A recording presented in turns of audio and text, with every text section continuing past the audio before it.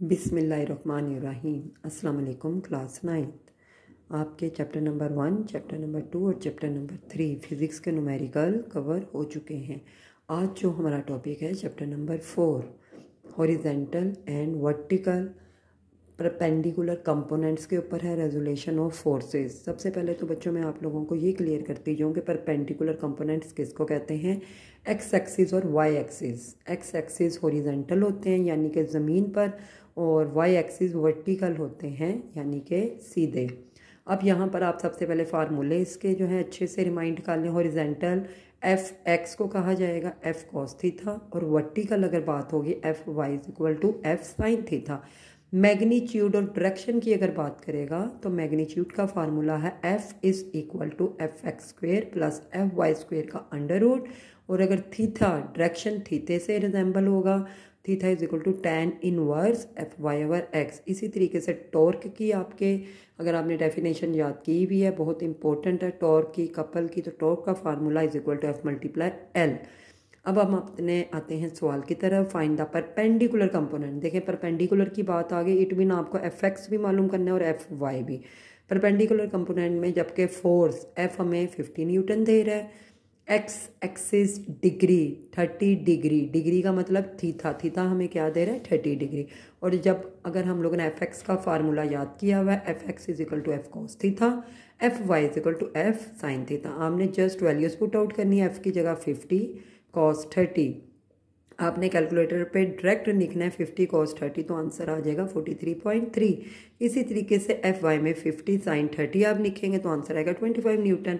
Next वो आपको सवाल दे रहा है find the magnitude and direction. जैसे ही वो मैग्नीट्यूड और डायरेक्शन कहेगा आपका माइंड रिकॉल होना चाहिए, हमने ऊपर फार्मूले याद किए हैं मैग्नीट्यूड और डायरेक्शन के।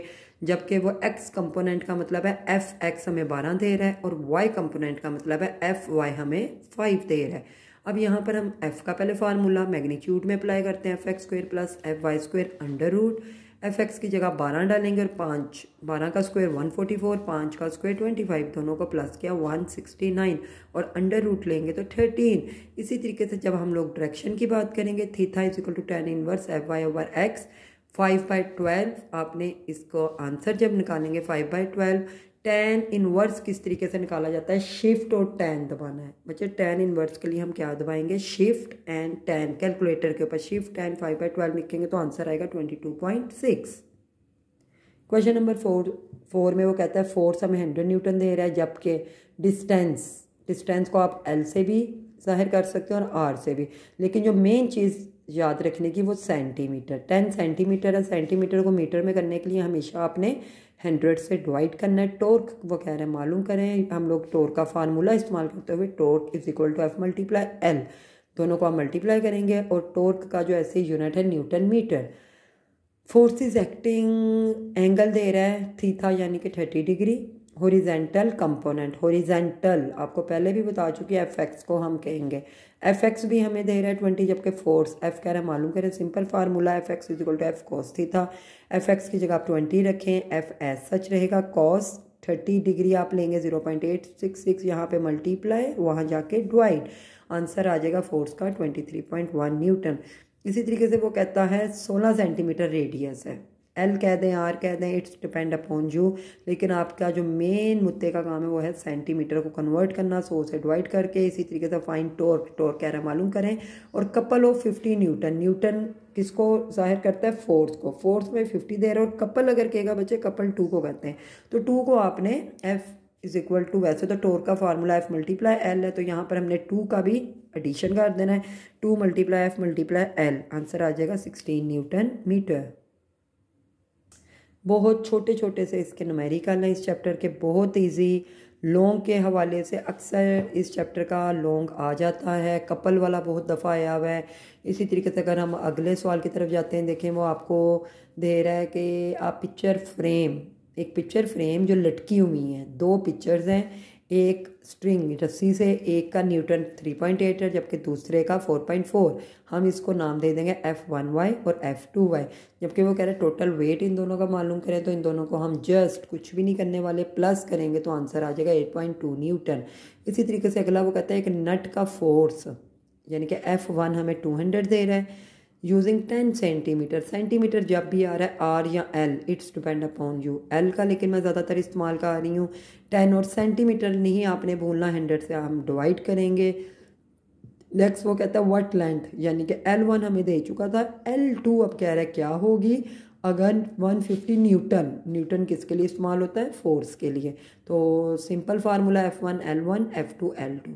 F1 की value 200, L1 0.1 is equal to F2 150, जबकि L2 हमारे पास कुछ भी नहीं है। तो यहाँ पर L2 के साथ 150 मल्टीप्लाई, तो वहाँ जाके हो जाएगा डिवाइड। जैसे ही आप दोनों को मल्टीप्लाई और डिवाइड करेंगे तो आंसर आ जाएगा 13.3 मीटर। लास्ट क्वेश्चन बच्चे, 2 ब्लॉक्स हैं, एक का मैथ 5 kg है जबकि दूसरे का 3 kg और सस्पेंडेड, यानी कि इकट्ठे लटके हुए हैं। अब इन दोनों की टेंशन, पहले तो हम एक की टेंशन, जब भी लटकने की बात आती है आपको पहले भी बताया गया, वर्टिकली हो फॉलिंग हो तो आपका अपवर्ड आए, ग्रेविटी आपने 10 लेनी है। तो यहाँ पे लटक रहे हैं तो हम क्या करेंगे, पहले टेंशन क्या करेंगे, टेंशन इन लोअर स्ट्रिंग जो नीचे की तरफ है वो तो सिर्फ नीचे है, 3 × 10 30 आएगा, लेकिन जो ऊपर एक और उसके साथ लटका दिया गया है यानी कि 5 + 3, पहले इन दोनों को हम प्लस करेंगे, दोनों फ्रेम्स को, दोनों ब्लॉक्स को, उसको मल्टीप्लाई कर देंगे 10 से, तो टेंशन 2 आ जाएगा 80 न्यूटन। बच्चों अगर तो आपको इन न्यूमेरिकल्स की जो अभी तक 4 चैप्टर हम कर चुके हुए हैं समझ आ गई है तो आप यकीन करें कि पासिंग मार्क्स तो आपने वैसे ही कैश कर लिए हैं, बहुत ईज़िली आप पास होंगे, बहुत इजी न्यूमेरिकल है। आगे अब हमारा जो टॉपिक रह गया चैप्टर नंबर 5, वो बच्चों को ज़रा मुश्किल लगता है लेकिन है नहीं वो मुश्किल।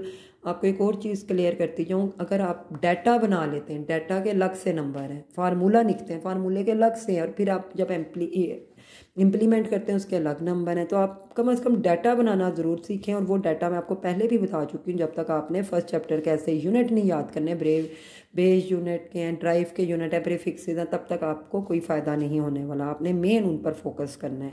इसके बाद 6 चैप्टर आ जाएगा, 6 में से ज़रूर आ जाता होता है, बाकी फिर है 7 8 9 में कुछ भी नहीं है। 5 भी मे बी और मे बी नॉट 50-50 पर 4 होता है, लेकिन हम करेंगे ज़रूर। बाकी अगर आपको हमारे कराने का तरीका समझ आ रहा है तो हमें कमेंट बॉक्स में ज़रूर कमेंट किया करें। और भी अगर आपको किसी चीज़ की इन्फॉर्मेशन लेनी हो तो हमारा डिस्क्रिप्शन में नंबर मौजूद है। हमें शेयर लाइक सब्सक्राइब ज़रूर करें, दुआ में याद रखें। अस्सलाम वालेकुम।